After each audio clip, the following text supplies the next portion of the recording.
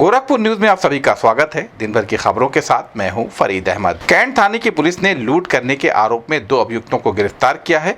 इस संबंध में सीओ कैंट अंशिका वर्मा ने प्रेस वार्ता के दौरान बताया कि कैंट पुलिस ने लूट करने के आरोप में 2 अभियुक्तों को गिरफ्तार किया है, जिनकी पहचान रंजीत उर्फ झीनक पुत्र द्वारिका प्रसाद निवासी सिहोड़वा सोहगौरवा थाना चौरी चौरा जनपद गोरखपुर, हाल पता बेतियाहाता हनुमान मंदिर थाना कैंट जनपद गोरखपुर। दूसरा किशोर कुमार पुत्र स्वर्गीय अवधेश कुमार निवासी हुमायूंपुर उत्तरी जगेश्वर पासी चौराहा थाना गोरखनाथ जनपद गोरखपुर के रूप में हुई है। इन अभियुक्तों से लूट के मोबाइल और घटना में प्रयुक्त मोटरसाइकिल बरामद किया गया है। सीओ कैंट ने बताया कि 20 अप्रैल को एक आवेदक रेलवे बस स्टैंड गोरखपुर पर पहुंचकर फोन पर लोकेशन सर्च कर रहे थे, तभी एक अज्ञात मोटरसाइकिल सवार ने आवेदक का मोबाइल छीनकर भाग लिया। इसके संबंध में आवेदक ने लिखित तहरीर देकर थाने में मुकदमा पंजीकृत करवाया और अभियुक्तों को गिरफ्तार कर जेल भेज दिया गया है। इस कार्रवाई में रेलवे चौकी प्रभारी महेश कुमार चौबे, उप निरीक्षक अभय सिंह यादव, हेड कांस्टेबल मोहसिन खान, वीरेंद्र तिवारी और कांस्टेबल संजीत यादव शामिल। जनपद में 5 मई तक नए मतदाता बनाने के लिए जिला प्रशासन के द्वारा आवेदन लिया जाएगा। इस बारे में एडीएम फाइनेंस विनीत कुमार सिंह ने बताया कि गोरखपुर और बांसगांव लोकसभा क्षेत्र के अंतर्गत आने वाले सभी विधानसभाओं के लिए 5 मई 2024 तक फॉर्म जमा करने की अंतिम तिथि है। इसलिए जो भी मतदाता अभी तक मतदाता सूची में शामिल नहीं है या उनका नाम किसी कारणवश मतदाता सूची में नहीं है, उनके लिए ये एक अवसर है। वे सभी नागरिक 5 मई तक अपना फॉर्म ऑनलाइन या ऑफलाइन या बीएलओ के माध्यम से जमा कर सकते हैं, ताकि उनका नाम मतदाता सूची में दर्ज हो और वे 1 जून को मतदान कर सकें। इस विषय में गोरखपुर न्यूज से बात करते हुए एडीएम फाइनेंस विनीत कुमार सिंह ने कहा, गोरखपुर और बांसगांव लोकसभा क्षेत्र के अंतर्गत आने वाली सभी विधानसभाओं के लिए 5 मई 2024 तक फॉर्म प्राप्त करने की अंतिम तिथि है। तो जो भी मतदाता अभी मतदाता सूची में ऐड होने से छूट गए हैं या उनका नाम किन्हीं कारणों से मतदाता सूची में नहीं है, उन सभी के लिए अवसर है कि 5 मई तक अपना फॉर्म भर के अवश्य ऑनलाइन या ऑफलाइन बीएलओ के माध्यम से या बीआरसी सेंटर पर दे दें, जिससे कि वो आगामी चुनाव में मतदाता बन के अपना वोट का बूथ पर जाके कास्ट कर सकें। सर, ये कौन से मतदाता, नए मतदाता, इसमें नए मतदाता भी ऐड हो सकते हैं और इसके अलावा जो किन्हीं कारणों से मतदाता सूची में उनका नाम कट गया है या नहीं है या कहीं से आए हुए हैं, तो वो भी अपना नाम ऐड करा सकते हैं। नगर आयुक्त गौरव सिंह सोगरवाल ने डोमिनगढ़ नाले पर चल रही सफाई कार्यों का प्रातःकालीन औचक निरीक्षण किया। आगामी बरसात के आसपास महानगर में जल भराव से बचाव के लिए गोरखपुर शहर के सभी बड़े मझोले और छोटे नालों की सफाई विशेष अभियान के तहत रोस्टर तैयार किया जा रहा है। इसके साथ ही नगर निगम के उच्चाधिकारियों द्वारा नियमित रूप से नाला सफाई कार्य का निरीक्षण करने के लिए सफाई निरीक्षकों को निर्देशित किया जा रहा है। नगर आयुक्त के द्वारा 7 बजे के बाद डोमिनगढ़ नाले पर निरीक्षण किया गया। उन्होंने जोनल अधिकारी सुरेंद्र सिंह और जोनल सैनिटरी अधिकारी अखिलेश श्रीवास्तव को निर्देश दिया कि नाले का तत्काल सफाई कराया जाए, साथ ही नाले में मौजूद कलवर्ट की विशेष सफाई भी करवाई जाए। सिल्ट कूड़ा जो नाले से निकलता है को तत्काल हटवाया जाए। नगर आयुक्त ने सभी जोनल अधिकारियों, नगर स्वास्थ्य अधिकारियों, जेडीएसओ, सफाई निरीक्षक और कार्यवाहक सफाई निरीक्षकों को निर्देश दिया है कि प्रथम चक्र के सभी नालों की सफाई कार्यक्रम को 15 मई तक पूरा किया जाए, ताकि कोई भी नाला सफाई कार्य में अधूरा न रहे। उन्होंने महानगर की जनता से अपील की है कि अगर किसी के ने नाले या नालियों पर अतिक्रमण किया है तो अतिक्रमण स्वयं हटा ले और नाला सफाई कार्य में सफाई कर्मचारियों का सहयोग करे। इस बरसात के दौरान किसी भी जगह पर जल जमाव का खतरा कम होगा। यदि किसी भी नाला सफाई कार्य में कोई समस्या या अधूरा कार्य हो तो इसे नगर निगम की स्थित कंट्रोल रूम नंबर 1533 एवं 8810709390 में दर्ज कराएं, ताकि समय से उसका निस्तारण कराया जा सके। इस संबंध में गोरखपुर न्यूज से बात करते हुए नगर आयुक्त गौरव सिंह सोगरवाल ने कहा, शहर में आगामी मानसून से पूर्व जो नालों की सफाई होती है, उसी नालों की सफाई के दृष्टिगत गोरखपुर नगर निगम के द्वारा सभी नगर निगम के अंतर्गत पड़ने वाले नालों के वृहद स्तर पर सफाई अभियान चलाया जा रहा है। उसी क्रम में आज डोमिनगढ़ नाले की सफाई का निरीक्षण किया गया। हमारे 13 बड़े नाले हैं, जिसमें डोमिनगढ़ नाला बहुत मुख्य नाला है, जिसमें शहर का काफ़ी पानी उससे जाता है, तो उसमें जल भराव की समस्या ना हो, अच्छे से सफाई हो, सिल्ट का उठान समय से हो जाए और जो नाले को अवरुद्ध करने के लिए जो अस्थायी प्रकार के कब्जे हैं उनको हटाया जाए। तो उसी के दृष्टिगत आज डोमिनगढ़ नाले का निरीक्षण किया गया और शहर में लगातार ये कार्रवाई चल रही है और मेन जो नाले हैं उसमें हमारे सभी अधिकारी निकल रहे हैं सुबह प्रातःकालीन और नालों की सफाई हो रही है और मानसून से पहले लगभग 3 बार हम नालों की सफाई करा लें, इसके लिए हम लगातार प्रयास चल रहे हैं और पहला फेज हमारा 15 मई तक समाप्त हो जाएगा।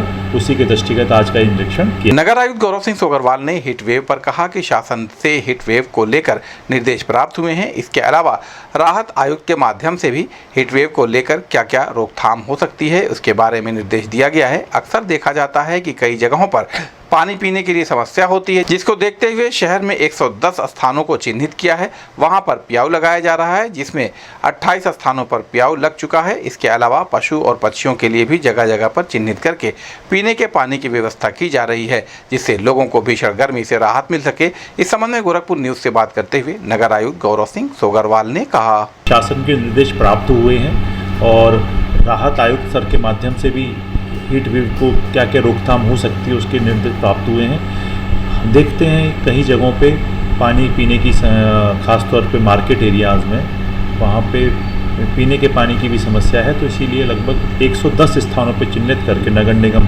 प्याऊ लगवा रहा है, जिसमें से 28 स्थानों पर लग चुकी है और आगामी 1-2 दिन के अंदर 110 स्थानों पर प्याऊ लग जाएगी। साथ ही साथ पशु पक्षी और पशुओं के लिए भी जगह जगह पे 78 स्थलों को चिन्हित करके उनके लिए भी पीने के पानी की व्यवस्था करा रहा है, ताकि जिससे गर्मी में पीने का पानी जन सुलभ हो पाए। नेशनल एजुकेशनल सोसाइटी के सचिव मनकेश्वर नाथ पांडे ने प्रेस वार्ता के दौरान बताया कि नेशनल एजुकेशनल सोसाइटी गोरखपुर की प्राचीनतम शैक्षणिक संस्था है, जिसने आज़ादी के पहले सन 1909 में गोरखपुर के समान और मध्यम वर्ग के परिवारों के बच्चों के लिए शिक्षा की प्राथमिकता को समझा। वर्तमान नई शिक्षा नीति 2020 के अनुपालन में सोसाइटी ने सभी बच्चों को समान शिक्षा और अवसर प्रदान करने का संकल्प लिया है, जिसे ध्यान में रखते हुए प्रतियोगी परीक्षाओं जैसे IIT और नीट मेडिकल की तैयारी के लिए एक नया संस्थान RBTC की शुरुआत की है। इसका उद्देश्य मेधावी और अल्प आय वाले परिवार के छात्रों के लिए उत्कृष्ट गुणवत्ता की शिक्षा प्रदान करना है और इसके लिए अनुभवी परंपरागत मेंटर्स की एक समिति का गठन किया गया है। इस संस्था का सफल संचालन नेशनल एजुकेशनल सोसाइटी के सचिव मनकेश्वर नाथ पांडे के नेतृत्व में पिछले 1 वर्ष से हो रहा है।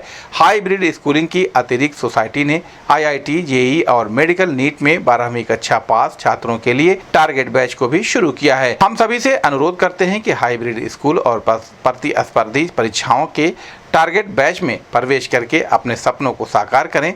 संस्था में 1 हफ्ते का मुफ्त डेमो क्लास भी आयोजित किया जाता है। यदि आपको लगता है कि आपको इस संस्था में अच्छे मार्गदर्शन की आवश्यकता है तो आपके प्रवेश लेना चाहिए। एक सत्र में केवल 200 छात्रों को ही प्रवेश मिलेगा। नेशनल एजुकेशनल सोसाइटी ने अपने सामाजिक उत्तरदायित्व को महसूस करते हुए सुपर 20 के लिए IIT और नीट प्रतियोगी परीक्षा हेतु कोविड काल के पहले बनाई थी। उस योजना को society Mahatma Gandhi intermediate college के 11वीं और 12वीं वर्ग के छात्रों के लिए प्रारंभ करने जा रही है।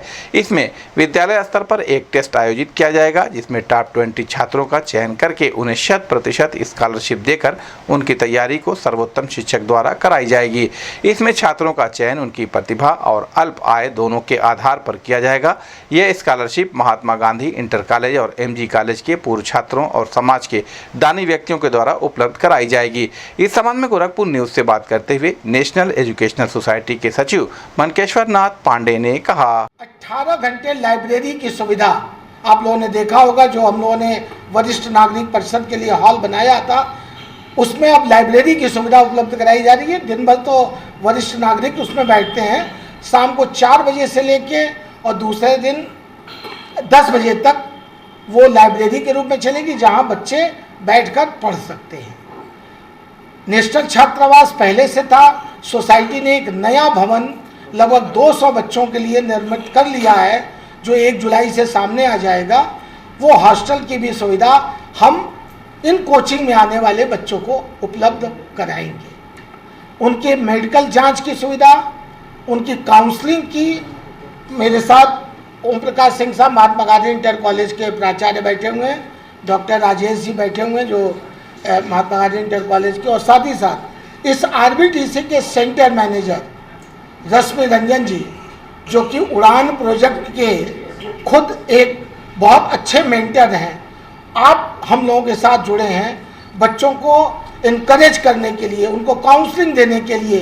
बच्चा घबरा जाता है, लगता है कि नहीं मैं कर नहीं पाऊंगा, हार मानने लगता है। ऐसी स्थिति में उन बच्चों को मनोवैज्ञानिक तरीके से तैयार करने के लिए रश्मि रंजन जी इस RBTC के सेंटर मैनेजर बनाए गए हैं।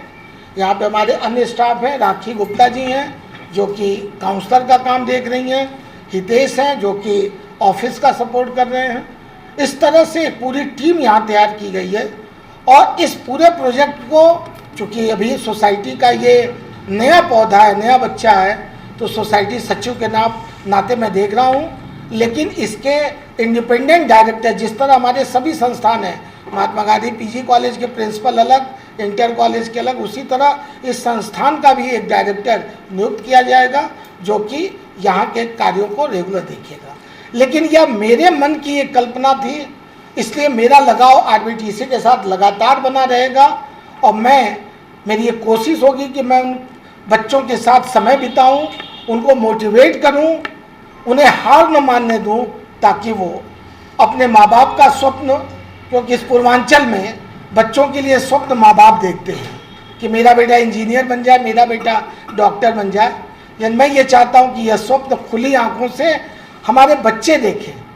जो हमारे 3800 बच्चे हैं इंटर कॉलेज में, आपको मैं बता दूं, सुकरौली से एक बच्चा सवेरे 5 बजे बस पकड़ता है, बस स्टॉपेज पे पहुंचता है, वहां से पैदल हमारे विद्यालय में 7:30 बजे पढ़ने के लिए आता है और फिर इसी तरीके से वो उसके पास इतने पैसे नहीं है कि वो इस शहर में कोई आवास लेकर रह सके। तो ये वो बच्चे हैं जो कि निश्चित रूप से उनके पास कोई विकल्प नहीं है, सिर्फ एक ही विकल्प है, शिक्षा। तो मेरी इच्छा यह है कि ऐसे बच्चों को हम लोग मौका दें ताकि वो बच्चे अपने परिवार का, अपने देश का और साथ ही साथ दुनिया में महात्मा गांधी इंटर कॉलेज, हमारी सोसाइटी का नाम ऊपर